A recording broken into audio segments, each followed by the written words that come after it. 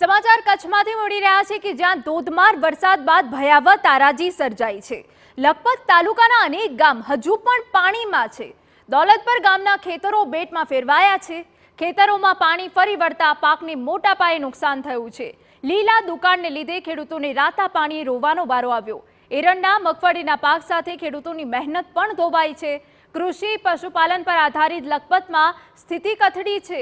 પાણી ભરાઈ જવાને લીધે હજારો એકર જમીનને પણ નુકસાન થયું છે। સરકાર મદદ કરે તેવી ખેડૂતો માંગ કરી રહ્યા છે।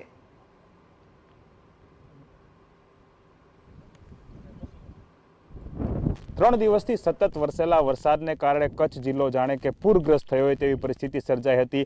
રસ્તાઓ જુઓ, ખેતરો જુઓ, કોઈ પણ જગ્યાઓ જુઓ, ત્યાં સર્વત્ર પાણી જ પાણી દેખાઈ રહ્યું હતું। ખાસ કરીને માતાનો મઢ છે ને તેની બાજુમાં દોલતપર ગામ આવેલું છે, ત્યાં પણ ખેતરોમાં પાણી જ પાણી છે તે જોવા મળ્યા હતા અને તેને કારણે ખેડૂતોને પારાવાર મુશ્કેલી છે તે સર્જાઈ હતી।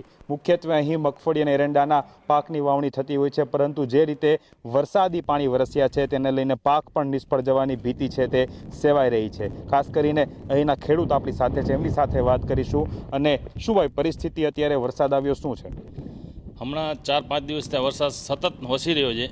એમાં બધા ખેતરોમાં જે મગફળી એરંડા પાક, મગફળી તો હજી 50% રહેશે, એરંડાનો તો બસ નાશ જ થઈ ગયો છે।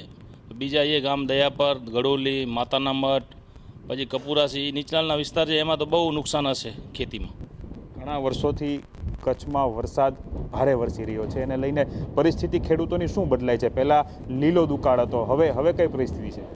હવે તો આ દુકાળ તો કાંઈ મતલબ જ છે નહીં। આ નીલા દુકાળમાં અહીંયા બધા જે માલધારીઓ છે, ખેડૂતો છે, પાતાળી પાણી છે નહીં, ખેતી આ વરસાદ ઉપર જ ખેતી હોય છે। એમાં આવા દુકાળો થાય તો અમે તો એ સરકાર કરીને કહીએ છીએ, જે લાઈ સામે આ લોકો જોઈ ને બધાને ખેડૂતોને વ્યવસ્થા આપે ને બધા ખેડૂતોને જે પાકનો આ લોકોને જે નુકસાની છે એ નુકસાની આપે।